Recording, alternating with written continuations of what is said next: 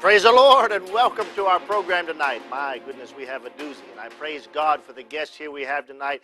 Very distinguished indeed. Is this Jesus or Muhammad? Is it Jihad Watch? I'll tell you, it's a combination of those and much, much more. As a matter of fact, we have a supernatural visitor, not unlike the one that Muhammad had in that cave in Mount Hira years ago, but someone far more noble, far better. But before we get to him, we're going to get to someone who I'm so thankful to meet and have on the program tonight, our dear brother, Robert Spencer. Thank you very much, Pastor Joseph. And I, too, am very grateful to be here, very happy to be here for this very special program. This program is unlike any other you have ever seen, Amen. I guarantee it. For we have in the studio with us tonight a guest so special that I can guarantee you that he has not appeared live on television since at least 1799. Ladies and gentlemen, we have with us tonight, giving his first press conference of the 21st century, a true president, an American patriot, a lover of freedom, and someone who is here for a very important reason tonight, which will very soon become clear. And so let's give a big welcome to President George Washington. Hey, praise the Lord. President Washington, indeed it's an honor. What is it, what occasion brings you here to our century? It's Virginians, not virgins. Virginians, not virgins. Well, what in the world could President Washington be referring to, Brother Spencer? Well, Pastor, you know, I think that, Mr. President, if I may, I think that he might be expressing a little bit of, and I think it has to be admitted, quite justifiable irritation over a piece that recently appeared in the peerless leftist online publication known as the Huffington Post. The Huffington Post is a leader in the leftist Islamic supremacist alliance and frequently publishes apologetics, speaking with warm, positive tones about Islam, about jihad, about Islam's mistreatment of women, institutionalized discrimination against women and non-Muslims, and so on. But the Huffington Post this past week has outdone itself, and that is why our illustrious visitor has come to us from the 18th century.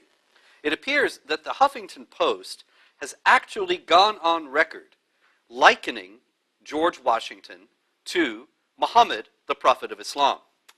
Now, this may seem to be absurd on its face, but it was put forward quite seriously by a gentleman writing at the Huffington Post and actually arguing that the two were very similar.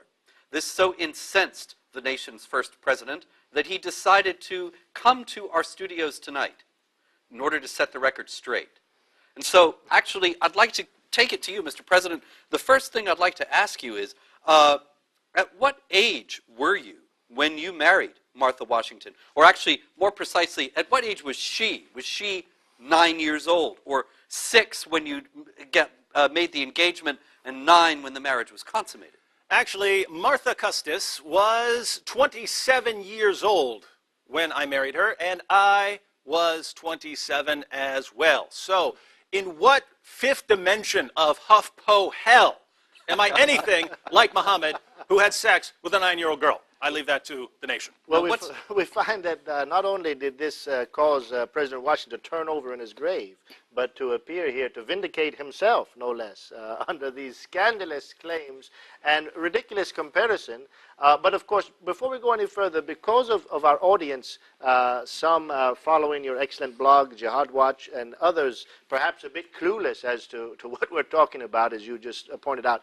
Brother Robert, what indeed is the idea? I mean, obviously, the liberal, the leftists, they have an agenda, but could you just briefly speak a bit more?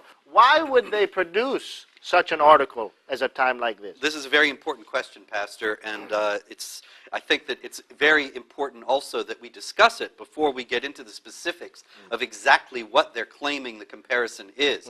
The overall purpose of publishing the article was, above all, to whitewash Muhammad, in a word, to give people the impression that Muhammad was a benign leader, a wise leader, indeed a statesman of sorts, and that the nearest analogy to him would be the founding figure of the American Republic.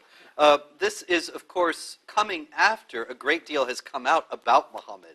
I wrote a book, of course, The Truth About Muhammad, and there are other books that are available about Muhammad, the Sirat Rasulullah, the Life of Muhammad by Ibn Ishaq, the Prophet Muhammad's first biographer in the 8th century, is readily available in English. And so people are more and more informed about just what this man was all about. And it's very clear that contrary to the claim of the non-Muslim Islamic apologist Karen Armstrong, that Muhammad was essentially a figure like Gandhi, Muhammad was actually somebody who waged wars and who, as we have already noted, married a child. The problem with all this is that Muhammad is exemplary. Chapter 33, verse 21 of the Quran says that Muhammad is uswa hasana, the excellent example.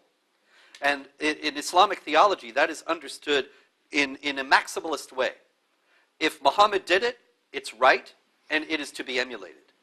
And so, if the Huffington Post is now positing that Muhammad was a completely benign figure, and that he was indeed a statesman on the stature of George Washington, then what they are trying to do is make American non-Muslims less concerned about the prospect of an increasing number of Muslims in this country coming here and thinking about Muhammad as the excellent example. If he's a completely benign example, then there's no problem. If indeed he's a warlord and a pedophile and all these other things, then that's a very different kettle of fish, and that's why the president is with us tonight, to set that record straight. Excellent, Brother Robert. Well, before I give it back to you, we did start out with the marital record of the two, and of course, it sounds like that being that Muhammad is in fact an exemplar to all mankind, that George Washington, unfortunately, if you're a Muslim, falls far short, having a monogamous relationship, waiting until he's 27 years old to be married. And how does that match up with Muhammad? Well, this is a very important point, that George Washington actually was not a religious figure at all. He did not start a religion. He did not act in the name of God. And he was instrumental in the founding of a republic that I believe carries the secret of a harmonious society in a situation in which people of conscience differ on fundamental ideas of what is the basic truth.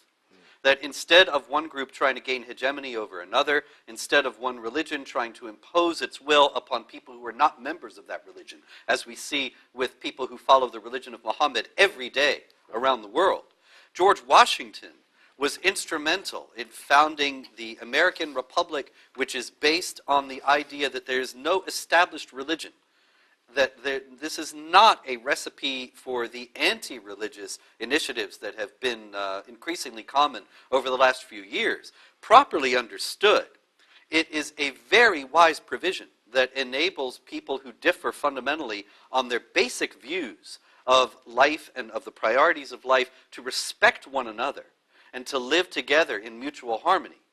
Muhammad would have disagreed with that quite vehemently and would have said that it was an outrage before God to claim that people who were not Muslims and people who were Muslims should live together as equals on an indefinite basis without the Muslims gaining hegemony over the other and making sure that the non-Muslims felt themselves subdued, so that they would every day be reminded of their renegade status as people who had rejected the alleged truths of Muhammad and Islam. And so George Washington would have been completely unacceptable to Muhammad as an exemplar. And I wonder if the president himself would like to comment on that further. Well, how would you guys like to be compared to Muhammad? I mean, can you imagine? Can you imagine how I feel right now? Out of everyone in history they could compare me to, oh, you're like Muhammad, right?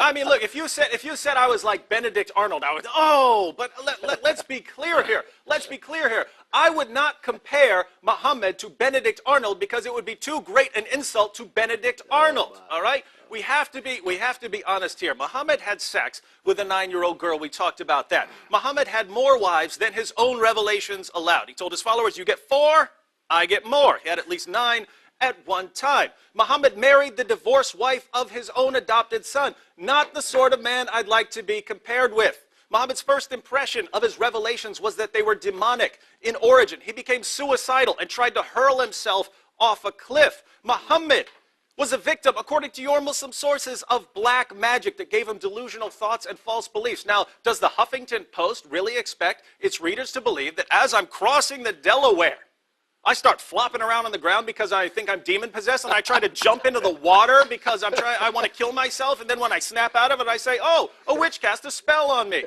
Do you really expect people to believe that? No. Well, quit comparing me to Muhammad. Mr. President, if I may. Mr. President, I think that in the spirit of fairness, because we, after all, as Christians and in the United States of America, we represent the principles of free inquiry and rational discussion that Islamic supremacists so vehemently reject and their leftist allies insidiously and increasingly reject.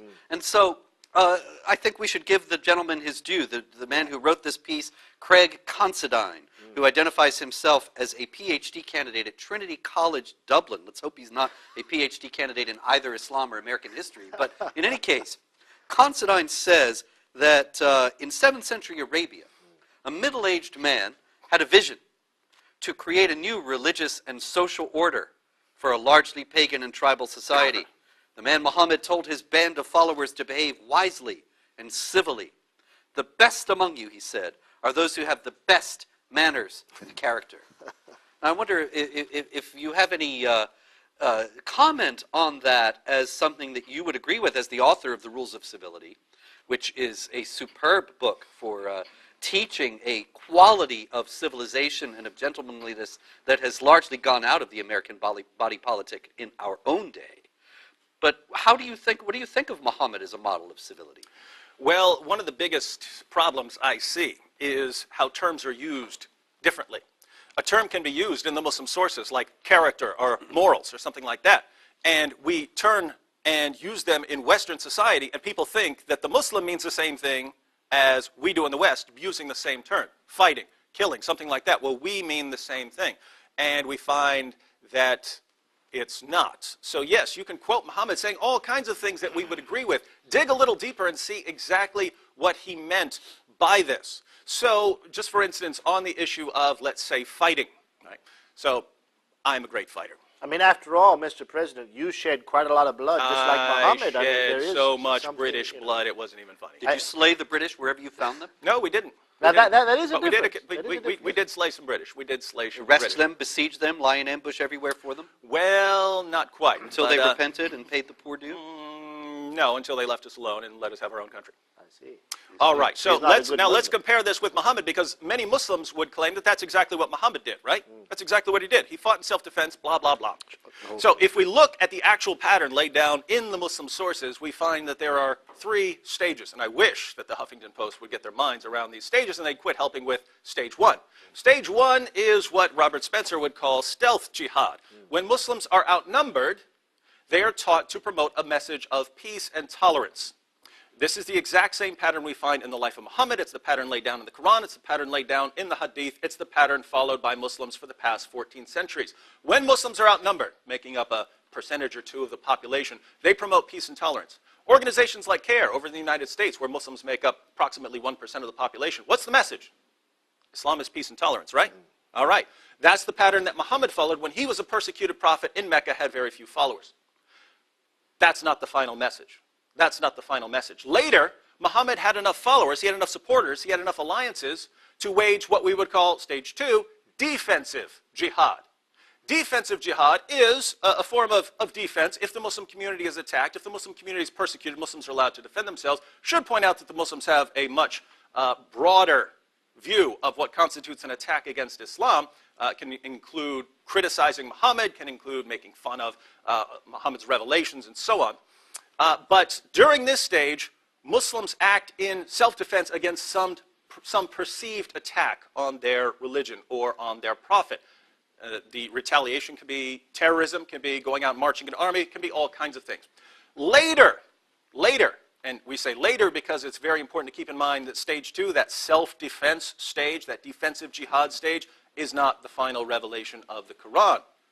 The final revelations of the Quran come in Surah 9, and that's when Muslims are commanded to engage in stage 3, namely offensive jihad, when Muslims are able to violently subjugate a population they are commanded to do so. And we read this in Surah 9, verse 29, which specifically commands Muslims to fight and violently subjugate specifically Christians and Jews until we feel ourselves subdued and we pay the jizya. So the society envisioned by Muhammad is one that ultimately ends with Muslims on top, everyone else on bottom. And it shouldn't be surprising because according to the Quran, Surah 3, verse 110, Muslims are the best of peoples. Well, Muslims are the best. Who are the worst? Surah 98, verse 6, Christians and Jews and other, lumps us together with the polytheists, are the worst of creatures. We're lower than pigs. We're lower than rats. That's the ultimate goal of Islamic society. But that's when Muslims can do it. When they can't do that, they're told to use different methods. And what's so amazing is that you have the Huffington Post itself saying, how can we help you with that stage one goal of keeping people ignorant about Islam and keeping people thinking that it's peaceful and tolerant? Like George Washington. I must say, Mr. President, I am amazed at your knowledge of the Quran and the Hadith. Well, don't all our presidents know all of this? Certainly, certainly. Well, we know Jefferson, of course. It was a requirement in my time. He celebrated. It was a requirement in my time to understand. I think it's worth emphasizing also that all these things that you were sketching out about the 3 stages of jihad, and the final one being offensive warfare for the subjugation of non-Muslims under the rule of Islamic law, that's civility as far as Muslims are concerned. That's justice. And so it's not as if what Craig Considine in the Huffington Post is saying is something that Muslims would deny. They would say, yes, of course, Muhammad told us to be civil. But they hold that at the very same time that they hold these ideas of warfare against and the subjugation of unbelievers. Completely different definitions of the similar terms. Exactly. And it's interesting, you pointed out this second period, and I wonder, of course, we know from Islamic history, Brother Robert, that Muhammad gained his strength by the razzias, the raids on the Quraysh tribes, stealing, looting, raiding, pillaging. Certainly, my history hasn't informed me of a similar way of George Washington calling up the Continental Army, but we find that Muhammad, of course, how in fact did he gain power? Was it through a declaration of independence from the Quraysh? Was it through legislative action, perhaps? Was it through many entreaties to the Quraysh tribal leaders? Certainly not. This, of course, is analogous to what George Washington and the American revolutionaries did, but it's a completely different, diametrically opposed way of gaining power. Yes. Obviously, they both did fight wars. Obviously, they both gained political power as a result of those wars, although Washington was an elected official and Muhammad was a warlord who gained power solely by force of might. At the same time, however, the spirit of the way in which they fought was so different. And George Washington fought at a time before the Geneva Convention, but he still fought according to the rules of warfare that were generally recognized by civilized nations at the time. Take, for example, this from the life of Muhammad. Some people from the Uraina tribe came to Medina, and its climate did not suit them. So Allah's apostle, that is Muhammad, of course, allowed them to go to the herd of camels given as zakat, and they drank their milk and urine as medicine. But they killed the shepherd and drove away all the camels. So, what would George Washington have done? Ask yourself if you think George Washington would have reacted in this way. Allah's apostle sent men in their pursuit to catch them, and they were brought, and he had their hands and feet cut, and their eyes branded with heated pieces of iron. And they were left in the Hara, a stony place at Medina, biting the stones. Another hadith has it that Muhammad denied them food and water despite their begging for water in the desert where they were unable to move, of course, because their hands and feet had been cut off. And so imagine, Mr. President, did you ever behave this way toward the British during the American Revolution? No, I didn't, but I actually caught 2 issues in there. One, you could burn people's eyes out with hot nails and stuff, leave them out in the sun. You could do all sorts of horrible, violent things. And of course, there are far more stories than this in the Muslim sources. Torturing Kanena for money. He knew where some money was hidden. We're going to hold him down. We're going to light a fire on his chest until he tells us all kinds of that. But the drinking of camel urine. As medicine. I just can't get past that Mr. because President, did you drink camel urine as medicine? Specifically in this article, I was compared to Muhammad on the issue of personal hygiene. Right? That's right. Personal hygiene. You're comparing me on the issue of personal hygiene to a guy who's going around passing out camel urine as a drink. Oh. And this is sort of the capstone, because when you read the Muslim sources, you realize how disturbing this is. First of all, Muslims are allowed to have up to 4 wives, unless you're Muhammad, and then you get 9 or 11 or however many you want. But Muslims are also allowed to rape their female captives when they attack some other place. Now think about this. You're marching into town. Oh, she's hot. Let me have sex with her. You don't know what diseases she has. We're talking about personal hygiene, right? You don't know what kind of disease that woman had. And then you go back to your 4 wives, and guess what? Now they all have the disease. Now all the kids you produce have the disease. Lots of disease spread around. Is this good for personal hygiene? I say no. We read in the Muslim sources that Muslims went to Muhammad and they said, Muhammad, we need to do our washings, right? We need to do our ceremonial washings. And we have over here the well of Buddha. It's filled with human waste. People put their urine, their feces. Women put their used menstrual cloths in there. They throw dead animals in there.